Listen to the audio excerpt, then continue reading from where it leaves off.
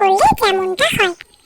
জানিস প্রিয়া, আমার বাড়ির লোক আমাকে আইফোন কিনে দিতে রাজি হয়ে গেছে। আমি তো খুব খুশি, আজকেই আসছে আইফোনটা।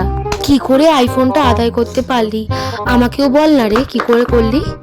আরে সেরকম কোনো কিছু না, মাকে জাস্ট বলেছিলাম যদি আইফোন না কিনে দাও আমি কোনোদিনও খাবো না, আমি সারাদিন না খেয়ে দিয়েই থাকবো। ঠিক আছে ঠিক আছে, এটা আমি অ্যাপ্লাই করবো। তারা ও মা, মা বলছি তুমি যদি আমাকে আইফোন না কিনে দাও আমি কিন্তু সারাদিন না খেয়েই থাকবো। এরকম ষাঁড়ের মতো চিৎকার করছিস কেন? কি হয়েছেটা কি, তাড়াতাড়ি বল। আমাকে যতক্ষণ না আইফোন কিনে দিচ্ছ আমি না খেয়ে দিয়েই থাকবো, আমি কিচ্ছু খাবো না। আরে আগে বলবি তো, আমি বেকার বেকার রান্নাটা করে ফেললাম, টাকাগুলো নষ্ট হলো।